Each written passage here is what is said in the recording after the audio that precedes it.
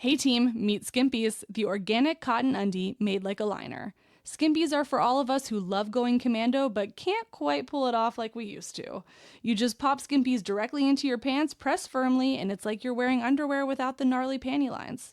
No PFAs, no synthetics, no irritation. Just clean, breathable, organic cotton where you need it most. Created by Bette Bentley, inspired by her own journey as an absolute babe who wanted to live that commando life, but without the UTIs. Go to skimpies.com to get started. Every peach deserves its day, and Skimpies is here to help make it happen. Skimpies, we just want to be in your pants. Hey team, and welcome. I'm your host, Carrie, creator of Mother Life, your destination for all things real talk and parenting. This is the IRL group chat, where we talk about the wild balancing act of pursuing careers and passions while also doing our best to show up for our kids.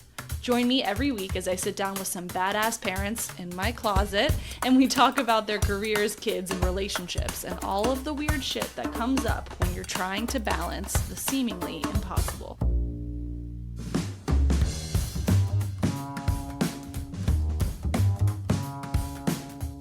Somehow it's New Year's Eve and we're on day 6,000 of winter break. The sugar highs are at an all-time high, sleep is at an all-time low, and TV has become an incredible co-parent. To prepare for this episode, I listened back to last year's hang with friend of the pod, So Super Sam. In that episode, we talk about setting our theme for the year, our complicated relationship with New Year's resolutions. What do we expect ending a year and starting a new one? This year, I'm taking a different approach. This has been my year of opening up my eyes to symbolism.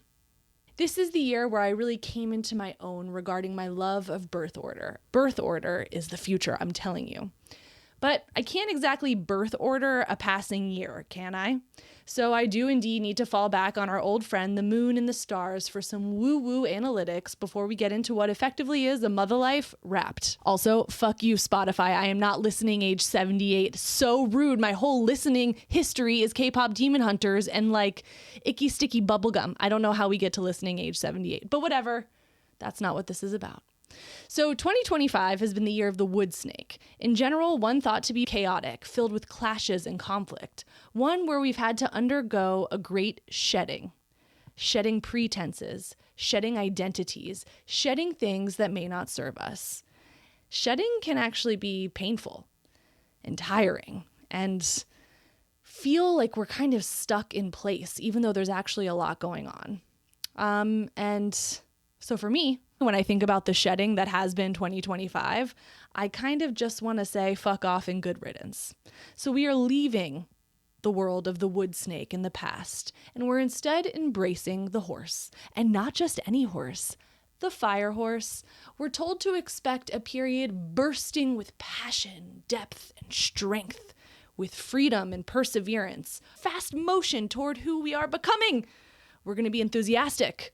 We're going to innovate. And to be honest, that sounds pretty tiring too, but a good kind of tiring. Let's see if we can be up to the challenge. Now, New Year's Eve, today, is a time when you're young that you look at with great optimism, that you'll meet a cute guy at a party. Maybe you'll share a smooch when the ball drops. Maybe you'll have the best night ever at a legendary party with your best friends. Then, over time, it morphs into debates about whether or not the price-fixed dinner at the bougie restaurant is worth it. Then it kind of culminates, for me at least, where I am now, in ball drops celebrated at 12 p.m. with kids, air fryer versions of frozen Trader Joe's appetizers in bed by 10 p.m. Honestly, that sounds pretty good. But New Year's Eve is also a time of reflection.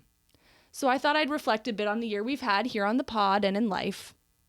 We've had 46 episodes with guests this year that I have learned so much from.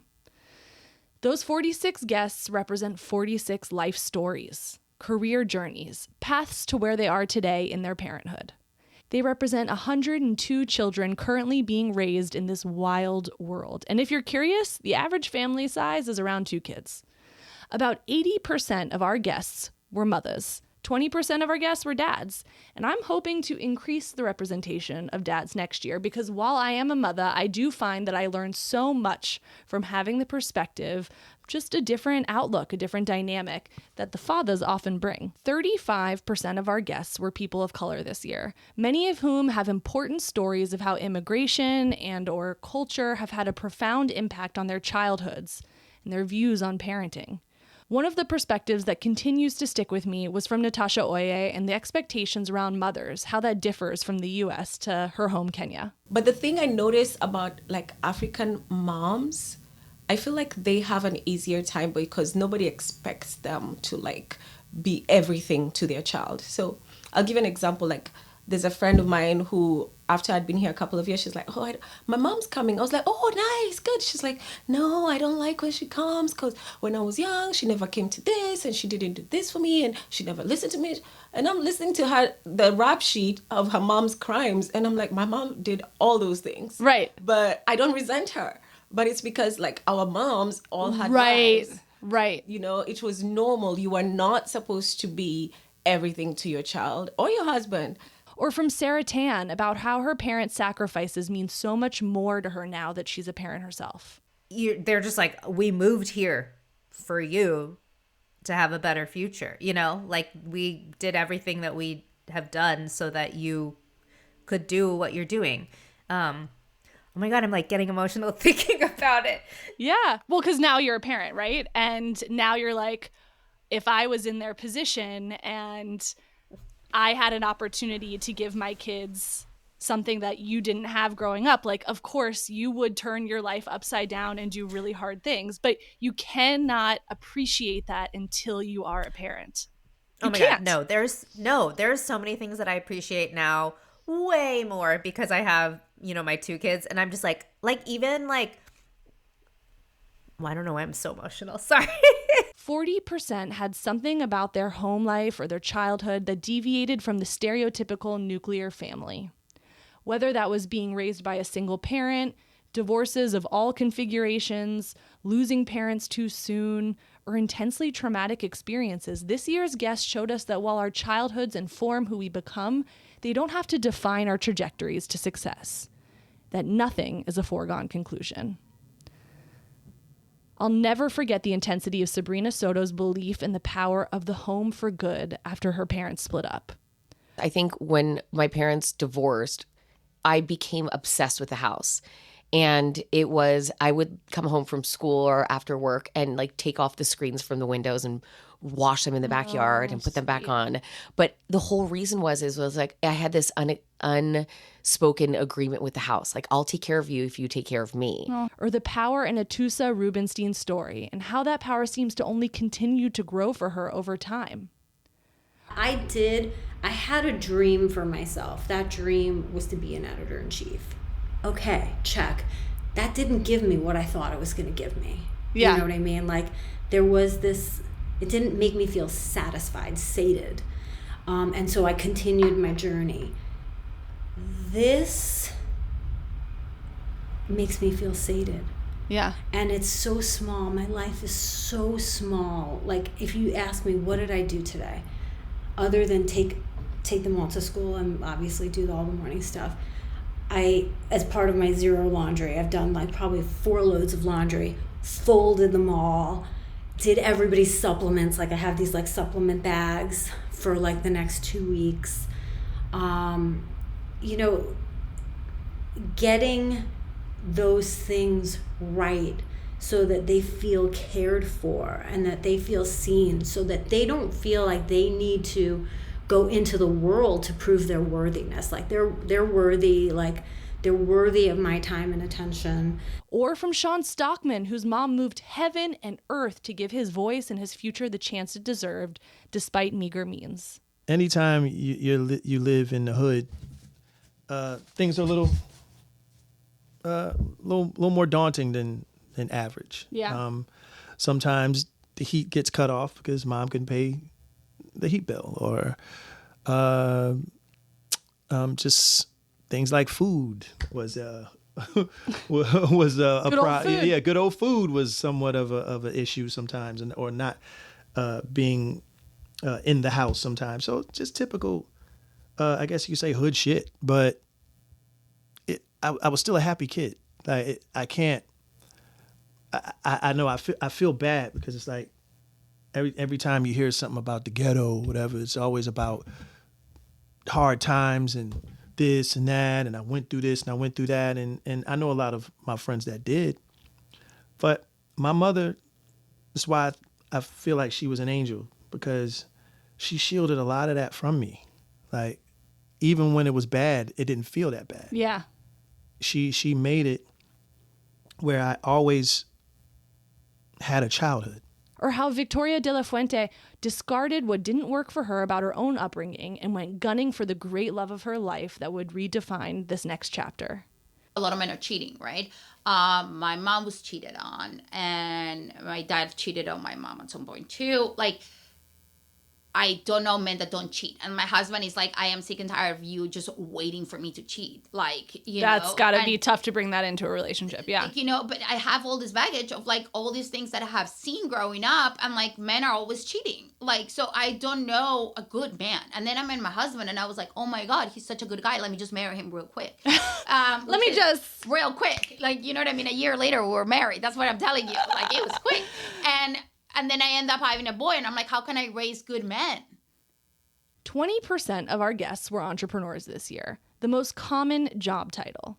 What these people, mostly women, taught me this year is that passion for parenthood and passion for business are not mutually exclusive. And that when something is so all-consuming, all-defining, it is exhausting, and you cannot have it all at the same time. And yet, if you want something hard enough, you somehow figure out how to make it work. And one of the ways that you do that is having the support of not just a partner, but an entire community behind you. So for all of the entrepreneurs that were on the pod this year, just know that it's not just me that you have a fan in now, it's the whole pod community, and we will continue to support you as you grow your businesses, because what's good for you is what's good for us. From Erica Curtis's Vacations Are Relationship Insurance, to Julia Borston's We Use Technology to Help Us Avoid Technology, to Aegean Chan's 2 fingers of sunscreen, each person who came on the pod this year nourished me in some way, gave me something to fill my cup. And as a consequence, I hope I nourished them right back.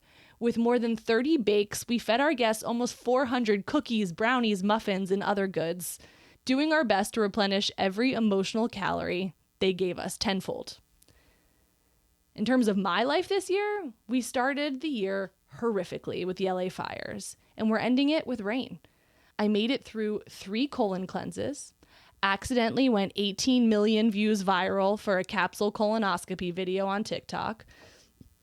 The pod got its first paying advertisers. We started filming our pod interviews, added a new Substack newsletter to the rotation with Motherload. We got a toddler to start walking with intense physical therapy, got 2 kids in new schools, survived a New York heat dome experience with children, shepherded a then tentative au pair through her driver's license, woohoo, attended at least 30 kids' birthday parties, hosted 2 of those parties at our house, one including a cameo by Santa, I will never be that cool again, and a broken middle finger, which seems like a perfect way to tell the year of the snake to fuck right off. According to me and last year's episode, my goal for this year, LOL, was to reduce stress levels. I can confidently say I failed spectacularly. But my other goal for this year was to show my kids stuff I like. And I think I did marginally better on that one. They now know what mahjong is and what a plank and a push-up is. And they saw me go to the gym every week of this year. That has to be a start. So we've got room to grow. Still need to figure out how to reduce stress by hell or high water. But who doesn't love a comeback story? Room for improvement means there's room. And that's sure beats the alternative. So to wrap up, there was a time when Harry Met Sally was the film that defined the feeling that New Year's Eve evoked. In memory of Rob Reiner and this seminal work, I've changed up an iconic scene to express how, in the turning over of a new year, my kids reflect a new chapter and a new kind of love for me. Get ready. I love that you refuse to wear your jacket when it's 50 degrees out. I love that it takes you an hour and a half to leave the house. I love that when I make you laugh so hard, the sound of it takes up the whole room. I love that after I spend a day with you, I can still see the stains you left on my shirt from your dirty little hands after dinner. And I love that I want you to stop talking at the end of the day, and somehow as soon as you're asleep, you're the first person I want to talk to. And you, my Mother Life team, you're the someones I can't wait to continue doing life with in 2026. Thank you for showing up each week, leaving reviews, telling your friends to listen. You're all making it that much easier for me to confidently gallop into the year of the horse. Giddy up, team. We about to go on a wild ride. Team, I need your help. If you love it here, please like and leave a review on your favorite podcast platform. Subscribe to the Substack for full access to this episode's show notes and join the discussion. And of course, follow me on Instagram at mutha, mutha.life for a daily look at all things mother. Thanks for listening. Be sure to tune in next week for another Chat in the Closet. This podcast was produced by Mother Life, music by Ronan Landa. See you next time.